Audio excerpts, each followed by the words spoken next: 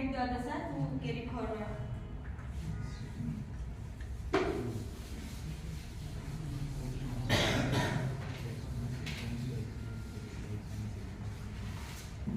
Thank you, Suprabha.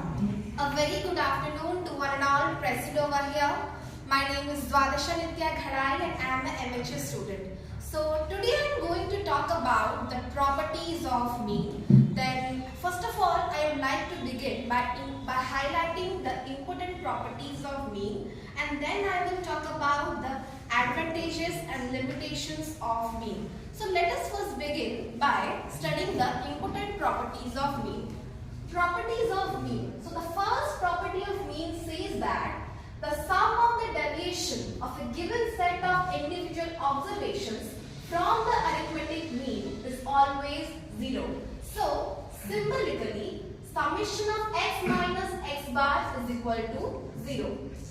So simply, if we obtain the deviation from the arithmetic mean and add all those deviations, then the value will be always equal to 0. So let us understand this with one example. So for example, here we have a series x with values 5, 6, 7, 8, 9, 10 and 11. So first we will find the arithmetic mean. So summation of x by n. So 56 by 7 is equal to 8. So now we know the value of x and x bar. So now we will find the deviation. So first of all, we have to understand the concept of deviation.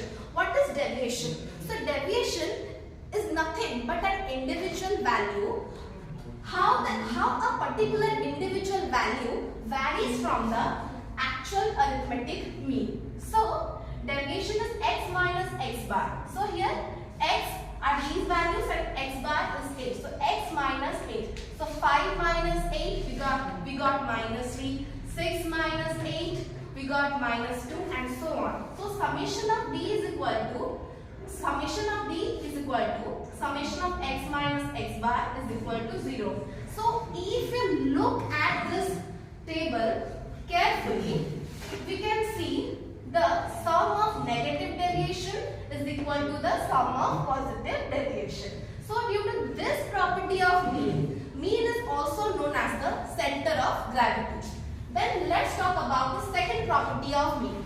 So the second property of mean says that the sum of squares of deviations of a set of observations is the minimum when deviations are taken from the arithmetic mean. So let us understand this property with one example.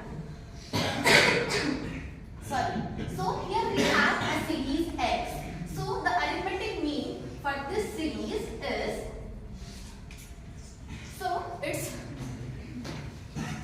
330 divided by, there are total 5 observations. So 66.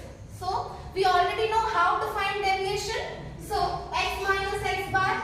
So 50 minus 66 we get minus 16. 16 minus 66 we get minus 6 and so on. So the sum of the squares of deviation. So the square of minus 16 is 256, minus 6 36 and so on. So the summation of x minus x bar whole square is equal to 570. So this was the sum of the square of deviations from the arithmetic mean. We have derived this from the arithmetic mean. So let us now take any another value. Let us assume any another value. Okay. So I am taking here 50. So 50 minus 50 is 0. So 50 minus 60 we get 10. We get 60 minus 50 we get 10 and it has become 100. So the summation of x minus 50 square is 1850.